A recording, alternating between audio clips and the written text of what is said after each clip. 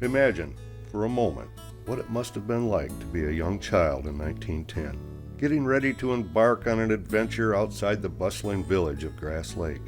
It is a warm summer day, and you are excited to spend the afternoon shopping in the city or relaxing at the lake. Suddenly, you see it, the interurban car, rattling down the tracks toward you. You smile as it stops in front of you, and your smile only grows wider as you board, knowing that the interurban car is carrying you towards a day of laughter and play. Many children in Grass Lake had days like this because of the interurban railway, a system of transportation once commonplace but now mostly forgotten, buried in the dust of the automobile. It is indeed a lost railway, but it doesn't have to be lost forever. This is the purpose of the Lost Railway Museum, to preserve the history of the interurban through stories, pictures, and artifacts so that everyone can experience the interurban railway for themselves. In order to truly experience the interurban, we first have to understand what the interurban was. An interurban system is a short line, small system between cities. At that time, of course, the Michigan Central Railway ran from Jackson to Grass Lake to Ann Arbor and all over the country. But because places like Grass Lake didn't have stations where the big line would stop very often, there was a need for a small interurban railway that would transport people between stops between the cities. Horse and buggy was a primary means of transportation. Roads had not been developed to any degree of suitability at that time. So the interurban allowed people to ride in a relatively smooth and quick way between communities. I ran across stories of, women going shopping in Detroit and thinking, oh, how was that possible? Thinking trains. This was before I knew much about interurbans. But it was possible because, they ran like every hour and a half. You could get on them, go in, and, come back. The story of Grass Lake's interurban system begins with a man named W.A. Boland. Boland was an East Coast entrepreneur, a man with experience in interurban systems and a desire to build a new one in southern Michigan. His vision was to build a line so large it could carry passengers across the entire state, from one Great Lake to the other. To accomplish this vision, he teamed up with W.A. Foote, founder of the Jackson Light and Power Company and owner of much of Jackson's electricity. With access to the necessary power, Boland began to make his vision a reality. Around 1901, they started developing the Boland line from Jackson to Grass Lake. The Jackson line came out of the city of Jackson along Page Avenue. They had a little station at Gray Tower Road. Gray Tower was where Boland had his farm. And then they continued on to Wolf Lake Road and went north to Michigan Avenue in Grass Lake and down through the center of Michigan Avenue in Grass Lake. Boland later added a line that took passengers to Wolf Lake, a popular getaway destination sporting a casino and outdoor recreation. However, Boland had his sights set beyond Jackson County, and he had only one real obstacle: Hawks Angus, a competing interurban company. There's lots of stories about the two gangs of workmen battling each other. There's a story about the Boland guys coming in and working all night through the night one time to get their rails and ties laid through Grass Lake before the Hawks Angus guys would get there. There's dozens of stories like that in the newspaper about the clashes between the two companies. It was a good old feud, really. The two companies eventually staked their claims in southern Michigan. Hawks Angus ran east to Ann Arbor, and Boland ran west and north to Kalamazoo and Lansing.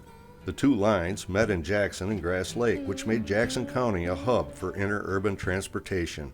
By transferring to different interurban lines, a passenger could get practically anywhere in southern Michigan, from Bay City to Toledo.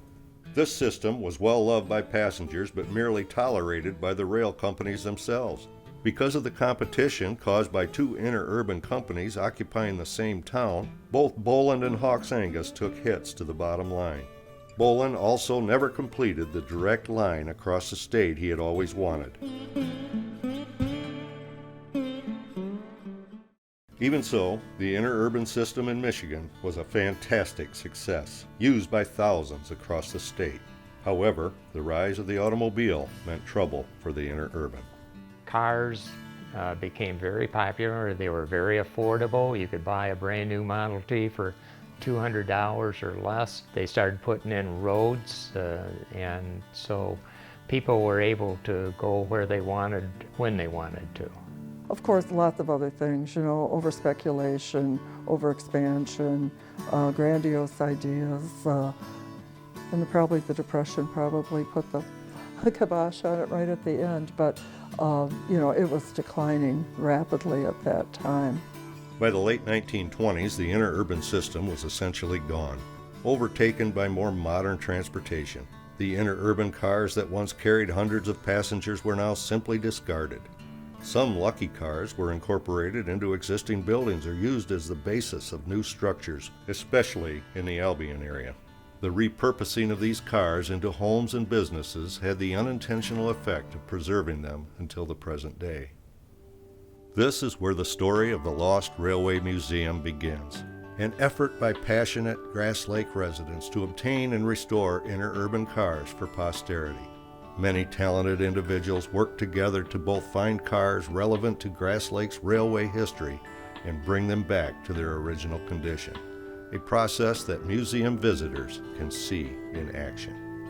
The process to do a restoration is do research, identify, if possible, blueprints of the original car, written history on the car, where it was made, how it was being used, locating source of information for parts that are no longer on the car so we can get actual replacements or replicate those parts that are missing. So what you have to do is basically tear out all the stuff that was added after it left the factory, and you find people put interiors in them that aren't right. You tear out all the wrong stuff. You tear off all the damaged material, and you recreate the damaged material, you fix the damage, and then put everything back in that needs to be in there. There's woodwork, there's metalwork, sheet metal work, electrical work, painting and decorating, all kinds of individual skills that you need. And we're lucky to have people in our group that have the different skills. The hours of loving care will be apparent as you walk through the museum floor. But even that floor has a history. The building you are in now is adjacent to property once leased by W.A. Bolin to house power equipment for the interurban line, making this location an ideal spot for the Lost Railway Museum.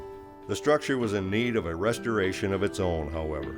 The building had to be essentially stripped of the interior, extensive renovation to the roof of the building. There was an addition of 38 feet added to the west end of the building. Windows were replaced with solid backing and murals. Today, the building houses dozens of artifacts, pictures, and of course, the interurban cars themselves. Take your time as you explore each piece. The story of the interurban has much to teach you, if you let it. It tells the story of that period of time. America was changing a great deal, in that period. Industrialization, new technologies, and I think this is just one example of it. We appreciate your decision to visit us today. Please enjoy the museum and don't hesitate to ask museum staff if you have any questions. Thanks for supporting Grass Lake's interurban heritage at the Lost Railway Museum.